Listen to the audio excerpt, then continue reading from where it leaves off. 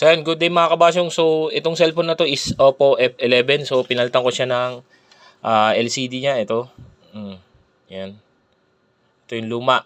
So ito yung bago. So ayan, makikita nyo may tag pa. Yan. So papakita ko yung likod.